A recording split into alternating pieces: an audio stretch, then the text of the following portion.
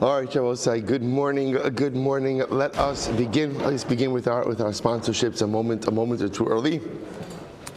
Begin by thanking all of our sponsors for this morning's share. To thank our Talmud Torah sponsor for Tafshin Pei Hey, our annual Talmud Torah sponsor, the Tulsa Mishpacha, Medicinal, for sponsoring all the Shir Drushos this year as a zechus for Besoros Tavos Am Yisrael. Our week of learning sponsors, Rabbi Aryeh and Chana Richter, in memory of Rabbi Richter's dear grandmother, Sarah Bas Shimon Zichron Livracha.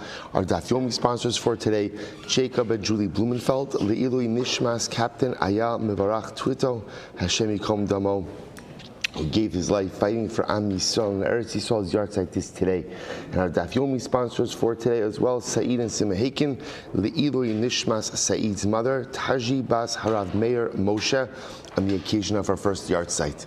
We hope that in the merit of our Talmud Torah, all of the Neshamos Lav and Aliyah, the families Zein Nechama, the Shprach Hashem bring all of our hostages home, and our holy soldiers should be successful b'chol ma'aseh yedeihem. But with that, let us begin. We have a lot to do today, Baruch Hashem. An ambitious day ahead of us, but we're going to make it. So today's daf is Mem Ches 48, but we are picking up on Mem Zayin Amud Beis 47b, and we are picking up at Rav Ashi Amar. Rav Ashi says as follows: Avelos me'emasai kamas. When does Avelos begin? So remember again, the Gemara was talking about the concept of hol v'id. We ran out of time yesterday, but we didn't quite finish up the sugya. Gemara was talking about the sugya of hol v'idchu, the concept of that sometimes once something is set aside and cannot be performed, so at the end of the day, it can't be performed any longer afterwards as well. So the Gemara says as follows: when does Avelos begin? Right? At what point in time does Avelos begin? So the Gemara says Mistimas Hagolal. So again, Avelos technically begins from the time that the grave is filled in. So the Gemara says, Kapara me'emasai kahavya.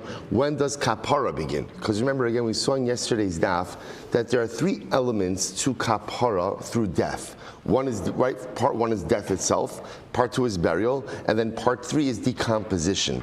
So the Gemara says, okay, Avelos begins from the time that the grave is filled in.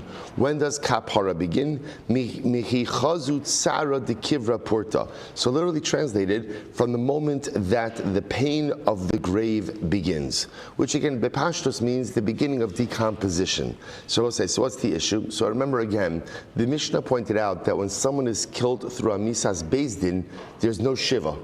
There's no Avelos. So again, because what's interesting over here, in other words, a person would want to sit Shiva for their relative. The problem is they can only sit Shiva when after Kapara begins. When does Kapara begin? The beginning of decomposition. But when does Avelos begin? Time that the grave is filled in. So the problem is, at the time that Avelos begins, at the time that Shiva would have begun, you can't sit Shiva because the executed individual has not yet achieved their Kapara. So therefore the Mishnah rules, no Shiva. What do you see from here? So we'll say, what you see from here is that Allah again, that once something has been nidcha, once something can't be performed, then ultimately again it is forever precluded from performance. If that's the case, so we'll say, now here's what's interesting. In yesterday's daf, it sounded like that kapara only occurs with actual decomposition. But now what we see from here, that it's not complete decomposition, even some decomposition is fine. If that's the case, why do you need complete decomposition to move the body? Remember, again, the Mishnah said that Allah, we go ahead and we move the body to kever avos after it's fully decomposed. But why do you need complete decomposition? After all, again, just let it be even partial decomposition, that should be enough. To which the Gemara says, Mishum d'lo efshar. That's actually a logistical issue. In other words, we'll say, once a body begins to decompose, you can't really move it. You can't move it because it falls apart. So therefore, either it has to be disinterred when the body is complete, or you wait for complete decomposition. If you wait for complete decomposition, then you could go and move the bones afterwards. Okay, so we'll say, so again, just another proof to the concept of hol v'nitchu, nitchu. Once something is set aside, it's set aside. Good. So we'll say another interesting sugi over here. Kevri derav havashakli mine afra lashisa bas yoma. So this is very interesting. So apparently, I will say one of the Talmudic remedies for treating a fever treating a fever, a first day fever is earth, is dirt. So they used to take dirt from the kever of Rav to treat a first day fever. Okay. Now, I will say now, it sounds like over here, if you look at Rashi, Rashi says over here, Lashisa bas yoma biyom rishon shala vehin misrapin ba'osa offer. So again, I don't know if it's dafka like grave dirt or just dirt in general. But apparently, again, this dirt has a medicinal quality, and therefore be very good for a first day fever. So the Gemara says they would take it from the kever of Rav. They don't care about Rav. So the Gemara says, Amrullah Shmuel. So the people came to Shmuel to complain about this because they thought it was inappropriate. How could it be that you're taking dirt from the kever of Rav to go ahead and treat a fever? Seems like a misappropriation of something dedicated to the dead. So they came to Shmuel and said, Amrullah, Yeos Avdan. Shmuel said, Shkoyach. Shmuel said, I think it's a great idea. Why? The Gemara says, Karka Olam huva Karka Olam ina ne'eseres. So Shmuel said, it's Karka Olam, it's earth. And earth is never prohibited. Now, what's his raya? D'chsiv vayashlech es afra al kever b'nei ha'am. So we'll say Yoshio, one of the kings, when he wanted to repudiate avodah zarah, he ground up all of the avodah zarah and he sprinkled the avodah zarah dust on the kvarim of the people. So the Gemara says, makish kever b'nei ha'am la'avodas kolchavim. So the Navi is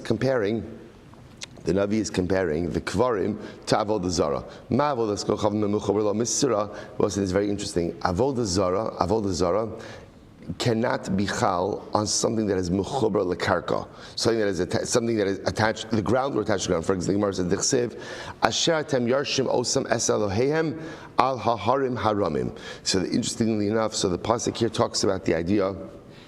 In Devarim, when we go into Eretz Yisrael, we have to eradicate all vestiges of Avodah Zarah. So the Torah speaks about, again, the nations that you inherit, right? Asher Yarshu Osam Es Eloheim Al Haharim. So their gods are positioned on the mountains. So the Gemara Darshans over here, the Gemara says, Al Haharim Eloheim, Velo Haharim Eloheim. It's an interesting halacha. It's dafka their gods on the mountains and not their gods which are the mountains. In other words, let's say somebody decides to say, you know what, I hereby declare 7 Mile Lane as an Avodah Zarah.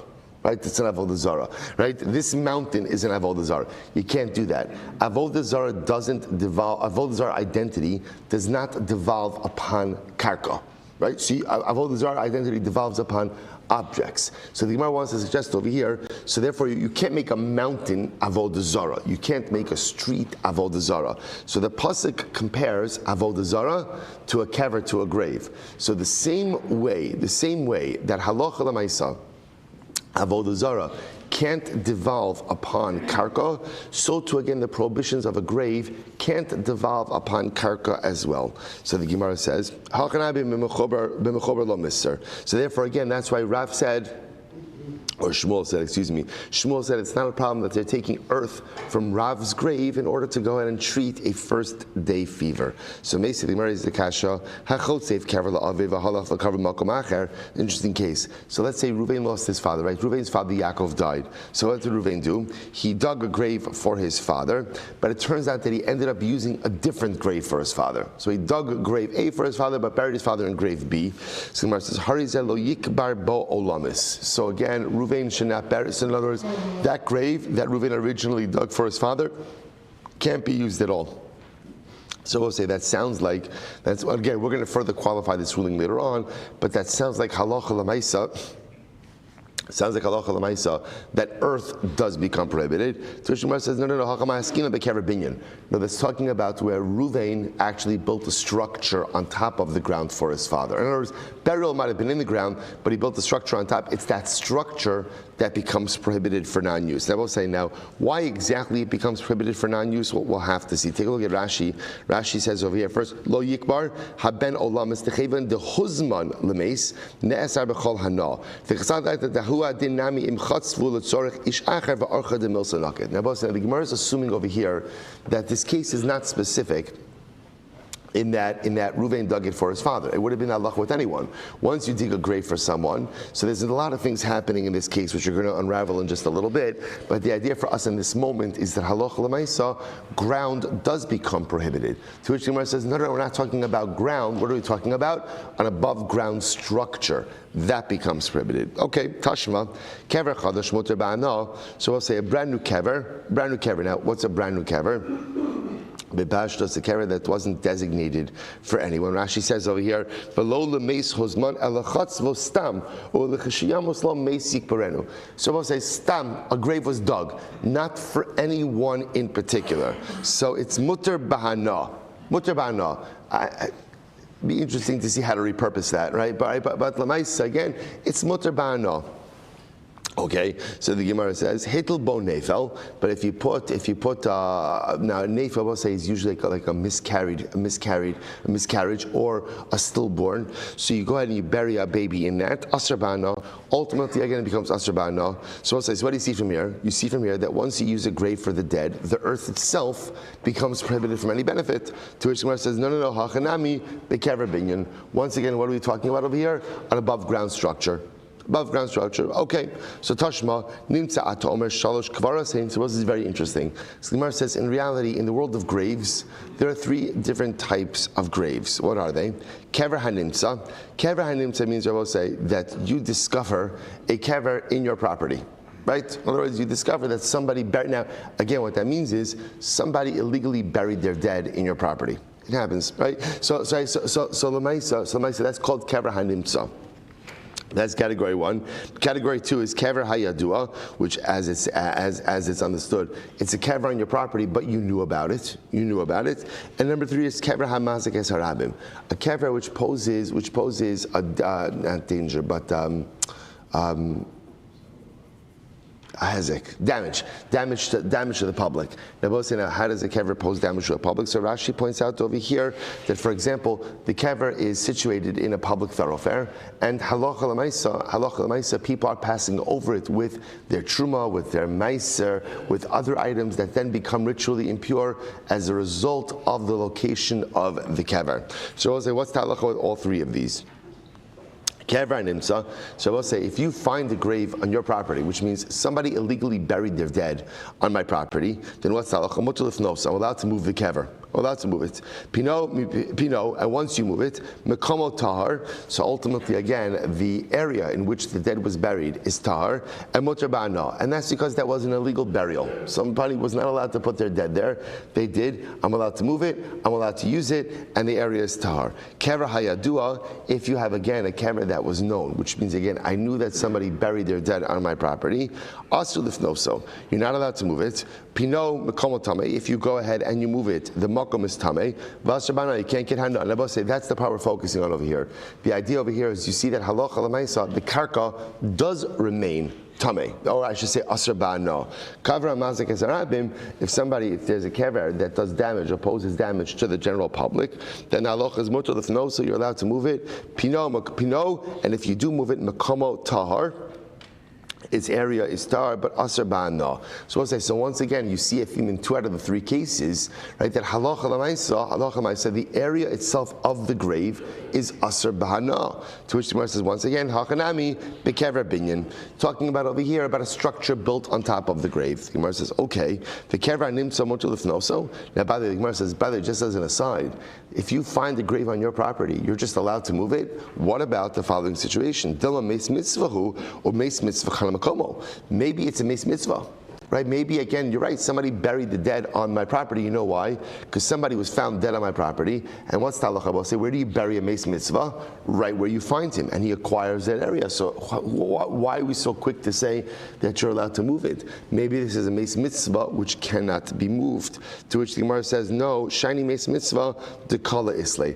A meis mitzvah is different. Why is a meis mitzvah different? Because it has a kol. It has a call. In other words, people know about a meis mitzvah. All right, itmar. So we'll say, so again, so I just want to point out over here what's occurred. What's occurred is that halacha l'maisa, the dirt of a kever itself is not necessarily asr ba'ana. And that's why Shmuel paskin that halacha l'maisa, the halacha l'maisa, they could take the dirt from the kever of Rav to treat a one-day fever. So it sounds like that's what the Gemara is saying over here. The only time it becomes asur is when you have some, because now why wouldn't the dirt of a kever be asur ba'ana? Because of the comparison between a grave and avodah zara. Just like avodah zara, anything that is karka, mechuber lekarka, ultimately is not asur ba'ana. So too by a grave, the karka itself is not asur ba'ana. Conversely, a binyan, a structure built on top of a grave, that will be asur ba'ana. Okay, so we'll say, so now very interesting sugya. Itmar, ha'orig beged l'meis. We'll say this is fascinating, and this sugya has a lot of different ramifications. So ha'orig beged l'meis. So what happens? Somebody makes a garment for the deceased, right? So again, we'll call it Yaakov died, and Reuven goes ahead and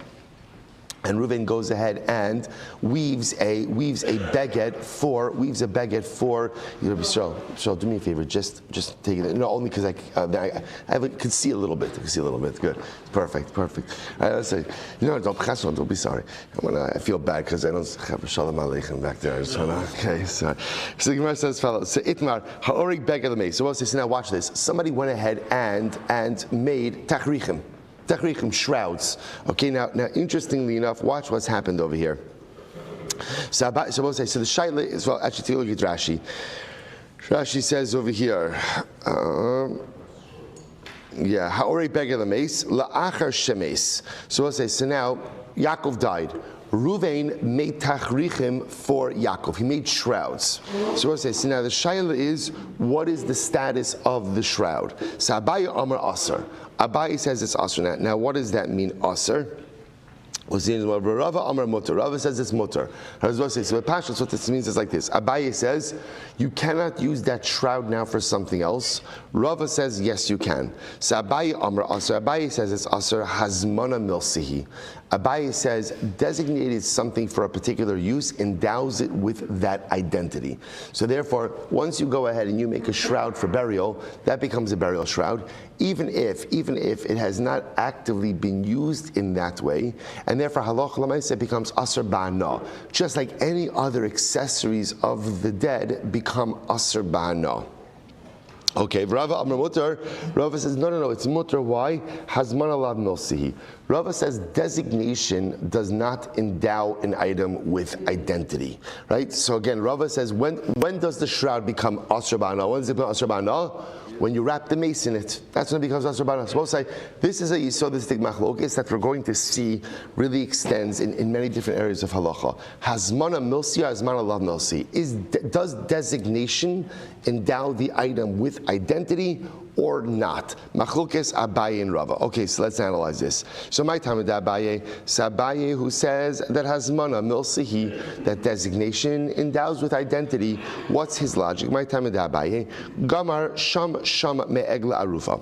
Seems enough Abaye makes a gzera shava of sham from egla arufa. So we'll say, so just to get the psukim, Torah talks about vatamas sham Miriam, vatikaver sham. And then that's lashon of sham by Misa, by death of Miriam, and by egla arufa it's va'arfu sham es ha'egla. They will decapitate the calf there. So sham. So sham by death, sham by egla arufa. So it says ma egla arufa ba'azmana misira, by egla arufa, the moment you designate it. Now the truth is, it's not really the moment you designate it. Rashi points out over here, it's the moment you bring it into the dry riverbed, right? So once you bring it into the dry riverbed, that's the designation. From that moment on, it is designated as egla arufa, and from that moment on, it is asur ba'ana. So hainami b'hazmana misra. Okay, so just like egla arufa, the moment you designate it, it is asur ba'ana. So too again by death, by tachrichim, any we'll call it any death accessories are automatically asur ba'ana from the moment you designate it. Rava Amar sham me avodas kochavim. So Rava has a different gzera shava of sham to avodah zara. Ma avodas kochavim ba'azman lo misra. I will say something very interesting about avodah zara. Avodah zara does not become asur by designation, only through worship. For example, let's say I say this table is going to be avodah zarah. Table avodah zarah. Let's keep it simple, right? So the designation of the table as avodah zarah does not make it avodah zarah. There has to be an act of worship. I could bow down to it. I could offer a libation to it, put a karban on it, right? But designation itself does not create avodah zarah. So therefore, Rav says just like ma'avodas chacham b'hazman lo misra, av hachanami, so too by death accessories b'hazman lo misra. Incredible. So both say so. Really, literally two different gzera shavas. Fascinating. The Rava, my time lo gar me egla rufa. So Rava, why don't you learn? So Rava, why don't you learn it out from egla rufa? So the Gemara says, Amar lecha, mishamshin gaminon, lafukle egla arufa dihi gufa kidusha. Because we will say it is better to learn out avodah zarah accessories from tachrichim. Because we also remember again, both of them are accessories. Both of them are accessories, as opposed to egla arufa, which is the ikar avoda itself. Top of memches, second line. Va'abaye, my taima gar me avodas chacham. Abaye, why do you learn it out from avodah zarah? Emar lecha midi de archei midi de archei. Gamin. So Abaye says we should learn common things out from common things. In other words, what are two common things? Death and avodah zarah. You can throw in taxes also, right? But the mice again, death and avodah zarah, that's common. The Gemara says, "Egla fuke avodas." I'm sorry.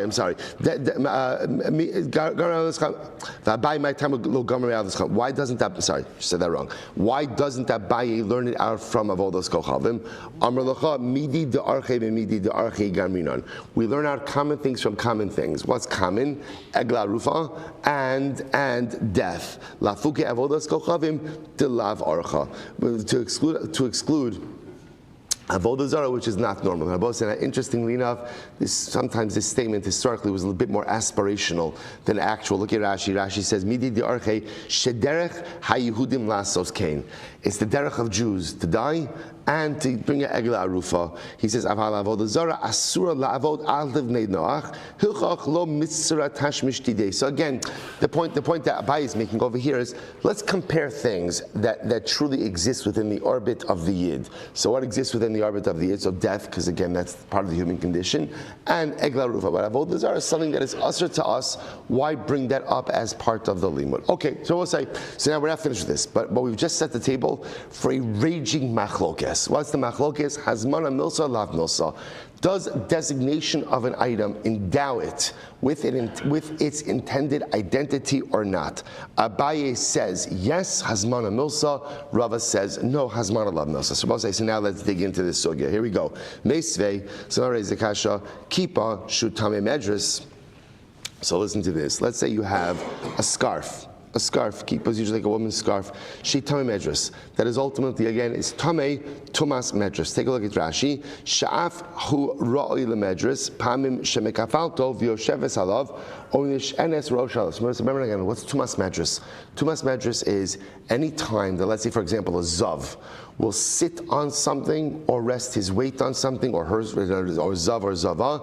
Ultimately, again, it could convey what's called tumas medras to the item. So a shawl, or like a kerchief could be makabel tumas medras because again, a person could put their head on it, a person could sit on it. So that, let's say you have a kippah shutami medras, v'nasnu l'sefer. Now, it's very interesting. And what happens? You took this shawl, this tzif, and you designated it as a Sefer Torah cover. Okay, so now interestingly enough, as a Sefer Torah cover, obviously no one's going to sit on it. Right? No one's going to sit on it, no one's going to rest their weight on it. What's the halacha? Tar min ha-medris, aval tami maga. So ultimately, again, it is now tahar from tumas medras, right? Because ultimately, again, Rashi points out, even without tvila, even without immersion, it's going to be tahar for tumas because no one's going to lean on it or sit on it because it is designated for Sefer Torah use. But it can still contract tumah from tumas maga. So I'll say, so what do you see from here? What do you see from here? Now, the way we're reading this Gemara is you've designated it for use as a Sefer Torah, as a cover for a Sefer Torah. I haven't actually used it. I've designated it. Yet it says it's It's tar from Tumas Medras. What does that show you? What does that show you? That Hazmana Milsihi, that designation endows the item with its intended identity. To which the Gemara says, no, Ema nas nasa v'karachto. No. What it means is you actually gave it to the Sefer Torah and used it to wrap the Sefer Torah. This is not Hazmana. This is not designation. What is this? This is active use already. To which the Gemara says, I'm sorry, nas nata v'karachto. So we'll say, listen to this. So the Gemara says, one second, if you actually used it to wrap a Sefer Torah, so what's the conversation over here? That's obvious. Tujar says, no. There is another plot twist in this. Watch this. Rav Chisda. This is fascinating. We're going to come visit this later on again. What did Rav Chisda? Hai sudra da azmene lemeitzer by tefillin. Listen to this. I will say, if you have once again a shawl, and you're using this as you designated it as a tefillin bag. I'm going to wrap my tefillin in this shawl. V'tzar be tefillin, and I used it for tefillin. Asr lemeitzer be pshiti. You're not allowed to use it as a money bag. In other words, once I've used it for tefillin, I can't use it as a money bag. So the Gemara says, Azmene velo tsarbe velo azmene. But if I went ahead and designated it but didn't use it, or used it but didn't designate it, shari lemeitzar be pshiti. You could use it as a money bag. So we'll say this is the fascinating position of Rav Chisda. Rav Chisda says, in order to endow an item with identity, you need two things. Number one, hazmana, right designation, and use. If you don't have designation and use, the item does not have its identity, which is actually quite fascinating. So it's going to turn out, by the way, that there's really three opinions in this whole thing. There's Abaye, Rava, and Rav Chisda. Abaye says Hazmana Milsa, designation endows identity.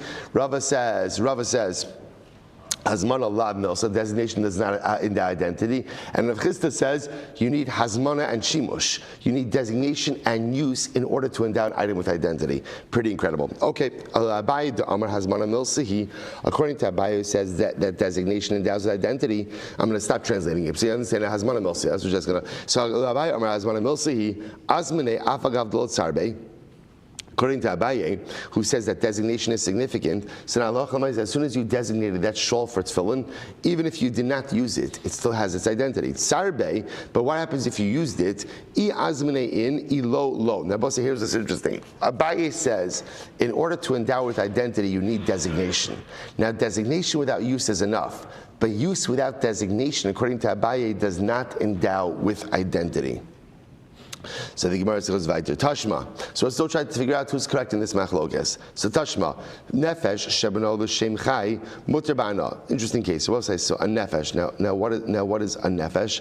A nefesh essentially is like a memorial, a grave, a tomb.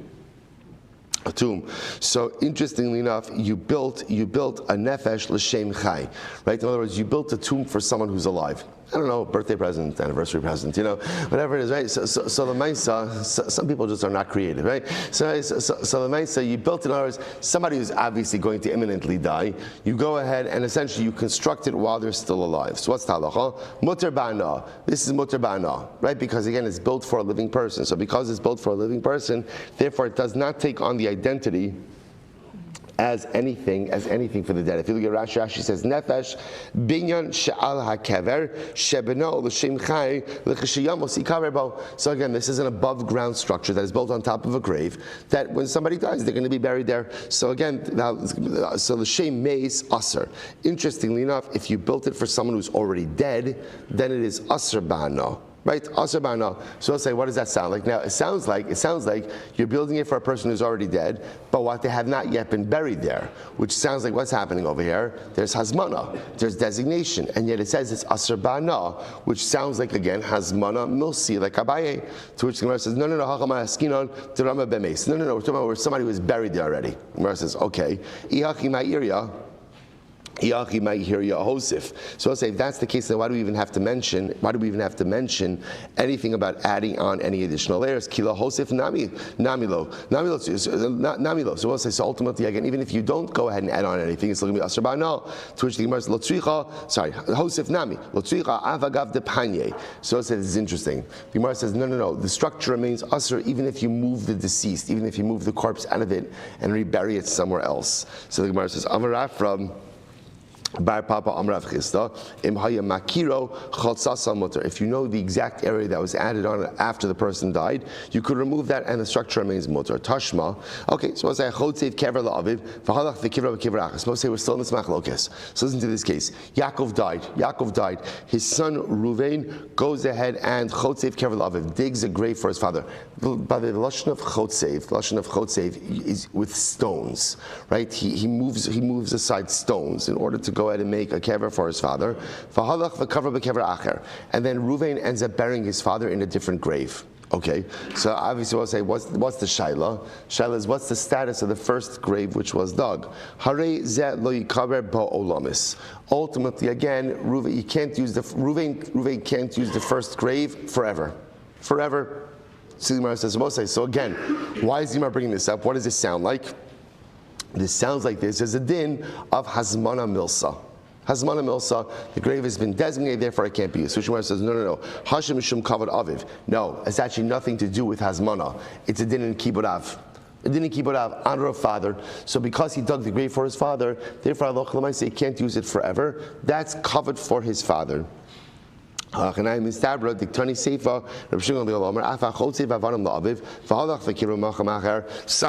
the side stones to create a grave for his father, and he ended up burying his father somewhere else. You should never use the grave at all. Forever. So if you say that this is a din in Kibbud Av, then fine. But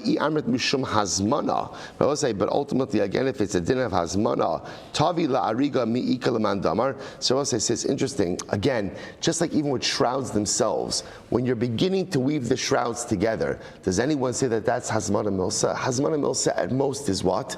When the shroud itself is completed. So too, if you hear this lashon of achot sev kever, which means like you're moving aside stones. So the moment you begin to move aside stones, halacha l'maisa, again, that's it, the grave is prohibited forever. It doesn't make any sense. Rather, what you have to say is that this case is a separate din by Kibbud Av. So it turns out, it's already the second time we mentioned this case. So it turns out that if a person digs a grave for their parent and ends up burying the parent in a different grave, that first grave becomes Asr Ba'ana for the digger, for the child. Why? It's not a din in Hazmana. What is it? It's a din in Kibbud Av'im.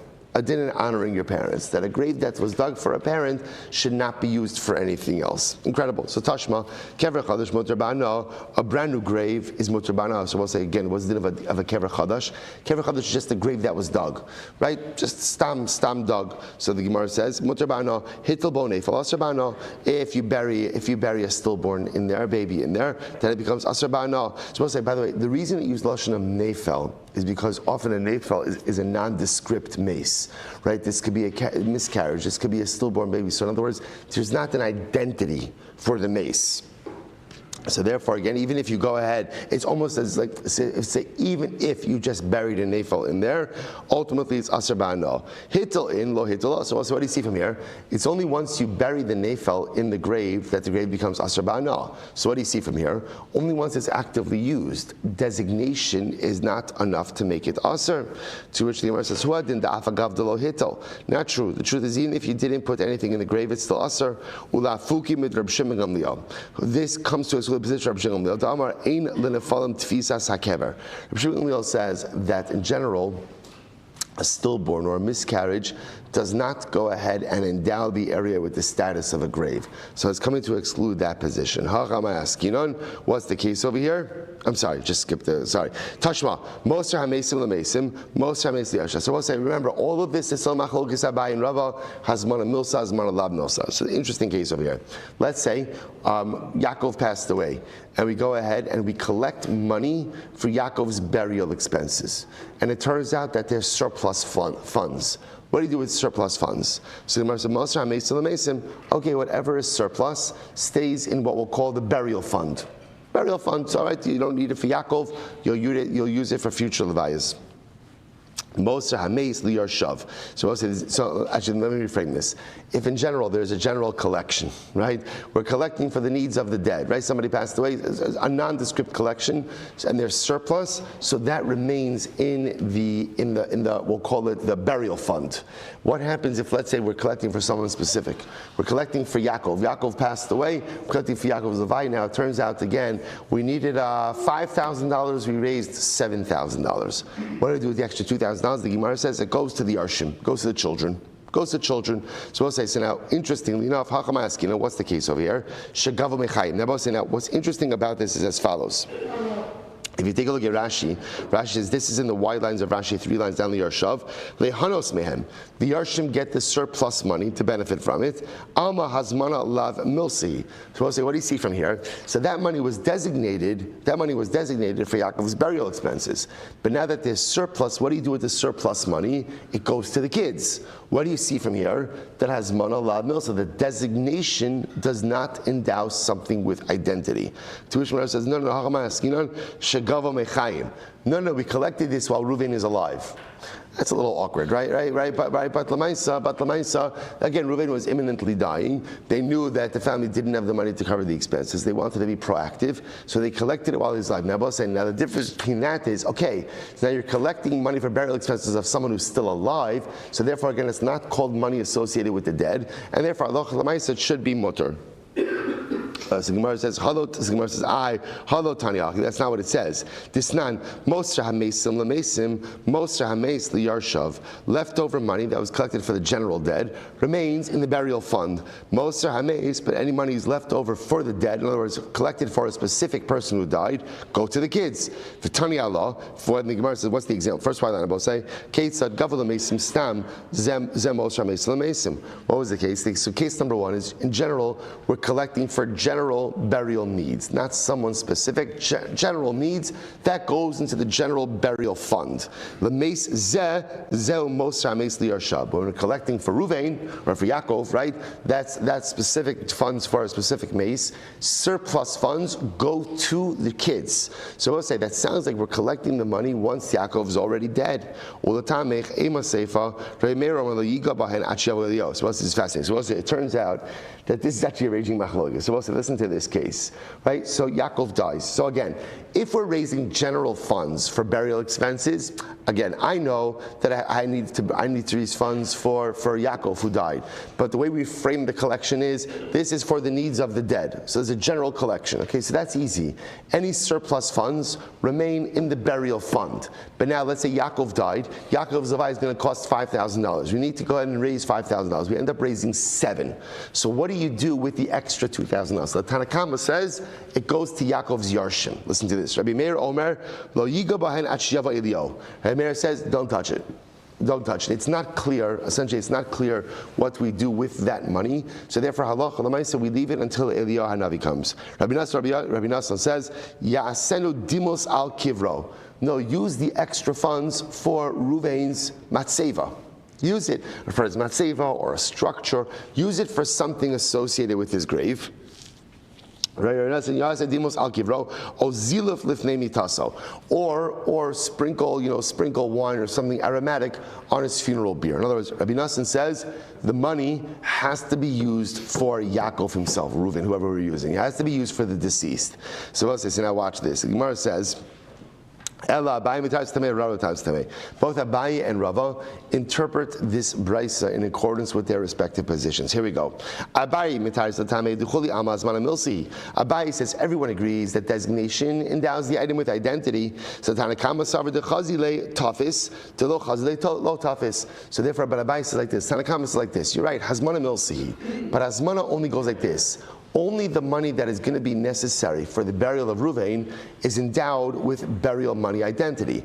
The rest of the money is not. And therefore, Allah Chalmaisa goes to the Yarshim. That's the Tanakama. Reimer Misafkile, Itafis, Ilotafis. Reimer is not sure. Reimer is not sure. Does the Hazmana devolve upon all the money collected or only the money necessary for the burial? Therefore, Hilchach, Lo Yiga Bahen At Shiava Ilio. Therefore, again, Rabbi Meir says, don't touch the remainder until Eliyahu Navi comes.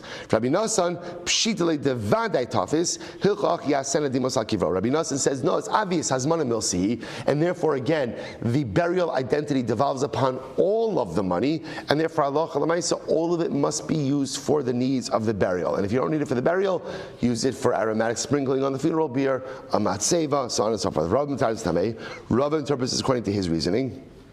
The Chuli Alma has Manalam Milsi.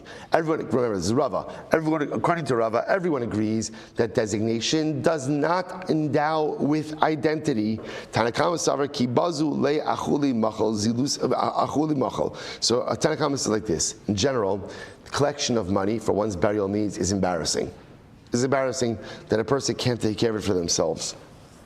But nevertheless, so the Gemara says, "Achuli machal zulusi gabi yarshin." But nevertheless, again, the mace is mochel for the yarshin. He doesn't want the yarshin to have to be saddled with anything, and therefore he's mochel, and therefore halacha l'maisa, the remainder goes to the yarshin. If Rabbi Meir misafki le'imachil ilo mochel, Rabbi Meir is not sure whether or not the mace is mochel or not. Therefore hilchach lo yiga bahen. Therefore don't touch the remainder of the money. Rabbi Nasan pshita le'delo mochel. Rabbi Meir says ultimately again the mace is not mochel. Therefore again yaseh dimos al kivro.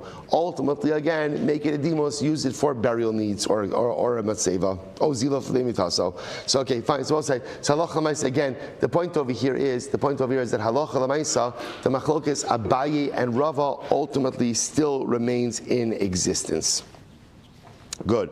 So the Gemara says as follows. The Gemara says, fine. So by the mechila over here is that whether or not a person ultimately again is mochel on the fact that he's going to suffer humiliation after his death. In other words, the idea over here is he's mochel on that day. That's what Rashi says over here. Tanakama, if you look 3 lines from the bottom, mechayim achle leziluse. When he was alive, he was already mochel ultimately again on his embarrassment. V'nechale sheyis bazer la'achar misaso. He's mochel that he'll be embarrassed after his death. Lahanoas yarshin, for the benefit of his children. Okay, so both say, bottom line is both Abaye and Rava both interpreting the machlokes in alignment with their own respective positions. Tashma, haya avivi imam zarkin bo kelim. So listen to this. What I'll say. So Rahman, let's say parents lose a child. Right, parents Reuven and Rachel lose their child, and what happens? They are so distressed that they're taking all of their items, literally again their garments, and they're throwing it on. It sounds like what they're doing is they're throwing it on top of the grave of their son, right? As almost like Rashi points out over here, as like a display of nothing in life is meaningful anymore now that we lost our child. Now the problem over here is, when they throw everything on the kever, does that become aser ba'ana and create a significant issue going forward? So haya avivi imam zarkin bo kelim mitzava ala chayim lahatzilan. We tell other people to quickly go and save the garments. In other words, look at Rashi. Mitzava ala chayim last Rashi nav haroin osam lahatzilan v'litlan me'alav dena shavas haveder gadol mizeh ama azmana la milsehi di'i milsehi leka hatzala. So we'll say what we see to other people is quick. As the parents are throwing that, pick it up, take the garments. Now both say, now what do you see from this? The fact that the others could go ahead and step in and pick up the garments indicates to us, hazmana lav milsahi, that designation is not significant. Because if designation was significant, then halacha l'maisa, it would be too late. We'll say Amud Beis, Hasam Mishum Meraraihu. It's different over there. That case is different. Why is that case different? Because halacha l'maisa, it's clear the parents aren't making an informed decision. What's happening over here? They're so consumed by grief that they're just throwing away all of their stuff. So there's a lack of das. So this is not a din in Hazmana Milsa, Hazmana Lav Milsa. There's no das over. So because there's no das, therefore halacha l'maisa, others could step in and save the item. When is this so? So also listen to this. When is that so that you could save it? When the items being thrown have not touched the mita. Now we'll say, now we're assuming over here, which literally means the burial bed. Aval nogu b'mita asurin. But again, I will say, so b'pashtos, what this sounds like is, as long as it didn't touch the funeral bier. But if it touched the funeral bier, it's asur ba'ana. But I don't understand, if there's not really like informed das over here, so why should it make a difference? Tirgama ula b'mita hanik beres imo. No. When we say if it touches the bed, it's not talking about the funeral bier. I will say, essentially, there were like two different mitos. There was one mita in which the mace was carried, right? But then there was another mita with which the mace was buried. So when the parents are originally throwing garments, they're throwing it on the mita, on the bier on which the deceased is being carried. So that, again, other people could come, rescue the items, save the items, because again, no one's going ahead and making any informed choices over here. This is grief. This is grief. And they could salvage the items. If on the other hand, items are thrown on the bier, on the bed, or on the structure, well, we'll call it the bier, that the son is going to be buried with, once stuff has been thrown on there, you can't take it off. Why not? Because anything thrown on the bier in which the mace is going to be buried almost could be confused with tachrichim, with burial shrouds. And we're concerned that if people start taking stuff off that bed, then what people will think that burial shrouds could be repurposed as well. Okay, Tashma, Gemara says, Tashma, kiss, Shasal aniach bo tefillin. So we'll say back to our tefillin case. If you have a pouch that was made for tefillin, a tefillin bag, Asur anicha bamos. So ultimately, you can't use it for a money pouch. Hiniach bo tefillin. So Gemara says, I'm sorry, kiss Shasal aniach bo tefillin, Asur aniach bo mamos. So what says interesting. So the Brisa says, if you have a bag that was made for tefillin, you cannot use it for money. Hiniach bo tefillin. If you only placed tefillin in it, which makes it sound like the pouch was not made for tefillin, but rather again it was a pouch. You happen to put tefillin in it, then what? Yaniach ba ma'os. Ultimately, again, you could put money in it. So I say, interestingly enough, this certainly sounds like Hazmana Milsa. Certainly sounds like designation ultimately again is significant. To which the Gemara says, Ema asa'o v'hiniach bo tefillin, asar lahaniach bo ma'os, kidrav chista. So I say, no, rather read it as follows. If you made the pouch for tefillin, and you used it for tefillin, then you can't subsequently use it for money. Whose opinion does that reflect? That's Rav Chisda. But remember again, what did Rav Chisda say in Amud Aleph? What did Rav Chisda say? You need designation and usage in order to go ahead and endow an item with identity. So Tashma, Amar le'uman, aseli tikshal sefer, or not tikshal tefillin. I go over to the craftsman, I say to the craftsman, make me a cover, right, or literally a box for a Sefer Torah, or not tikshal tefillin, or make me a tefillin bag. What's the halacha? Achlo nishtamish bahen kodesh, so kodesh mutter lashtamish bahen chol. So I'll say if I have not yet used the items in their consecrated purpose, then ultimately I can use it for whatever I want, right? However, but if once I used it for a consecrated purpose, I can no longer use it for something mundane. So we'll say, what does that sound like? What does that sound like? That sounds like Rava, that hazmana lav milsihi.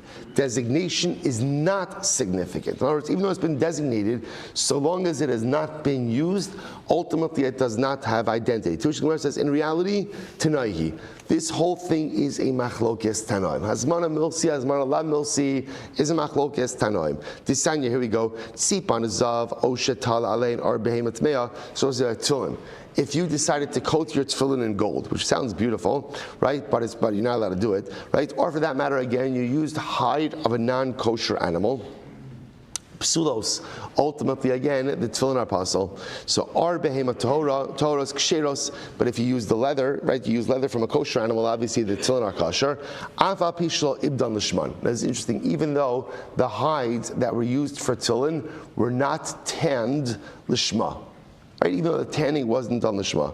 Rabbi Shmuel says, Af or behema tahora psulos ad she'ibdan l'shma. So Rabbi Shmuel says, no, it's not enough to use a kosher hide, but rather you also have to have a hide that was tanned for the purposes of tefillin. So fine. So the point over here is, once again, this is same machlokes. The Gemara is suggesting that this machlokes, whether or not you need tanning l'shma, ultimately again is the machlokes Abaye and Rava, as is hazmana milsi or lav milsi. Okay. Rashi says over here, Afagav Shalo Abdullah Arzel Shmo Dazmana Lav Milsi Velo Ichbas Lan Ba. Same machlokes. So we'll say all the Gemara just did over here. Abaye and Rava took that machlokes and made it into a machlokes Tanoim. Okay. Amli Ravina the Rava. Savina said Rava. So Rava the following: Mi iko duchta deramu be meis va'argi beged lemeis. So we'll say, by the way, now after this whole thing, the Gemara just brings up such an interesting question. Remember how this whole machlokes Abaye and Rava got started? How did it get started? started. The lashon of the Gemara was ha'oreg beged lemeis. If one weaves a beged for a mace. That's how this whole thing got started.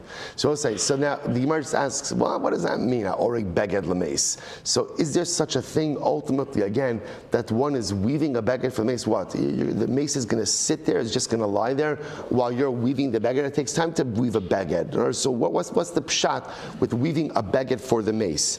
To which the Gemara says, no, it happens. It happened, Harpanya was a very poor community, and there literally, again, even for tachrichim, what would happen is someone would die, and halacha l'maisa, after they would die, they would kind of scrounge together, scraps and make tachrichim for the dead. Okay, Darshreimar. So we'll say, Darshreimar, Hilchasa kavase da'abaye. V'rabbanan amri hilchasa kavase d'rava. So we'll say, fundamental machlokes over here. Who does the halacha follow, Abaye or Rava? So again, first opinion says the halacha follows Abaye, Hazmana Milsa. Second opinion said the halacha follows Rava, so Hazmana La Milsa. And both say v'hilchasa kavase d'rava. The halacha follows Rava, that Hazmana Lav Milsahi. That ultimately, again, halacha l'maisa, designation does not endow an item with identity. Now I will say the truth is, generally, that's how we paskin. So I'll just give you an example. For example, let's say a person buys a brand new tefillin bag. I bought a brand new tefillin bag, right? It says tefillin on it, right? It has my name on it. So pretty much, it looks like a tefillin bag, smells like a tefillin bag. Interestingly enough, technically speaking, if you decide to repurpose that as a lunch bag, right? It's one fancy lunch bag, right? Technically, you could do it. The Mishnah Berurah exam, you could do that. Why? Because Hazmana La Milsi. All there's been a designation. Now, once you put your tefillin in there, then it's used. Once it's used for tefillin, then you can't make it into a lunch bag. But technically speaking, you paskin like Rava, Hazmana La Milsi. Now that's by the tefillin bag. Other cases in halacha may not be as clear, but the Gemara is ruling over here like Rava, Hazmana La Milsi. Designation of something for a particular purpose does not endow it with identity. I will say there's a tremendous Musar Haskell in that as well. What does it mean? What's the Musar of Hazmana Lav Milsihi? So I will say, what is designation? Designation is a thought. Thoughts do not create reality. Intentions do not create reality. What creates reality? Actions. So when you put your tefillin in a tefillin bag, there's a maisa. Maisim create reality, thoughts and intentions not. And I both say, such a tremendous musar in life. We go through life with so many beautiful thoughts, so many intentions, goals, dreams, aspirations, which are all fundamentally beautiful and incredible, but are meaningless unless we act. Hazmana Lav Milsihi. Intentions, designations do not create realities, only actions do. That is true halacha l'maisa and hashkafa l'maisa. Zabosai, shkoyach.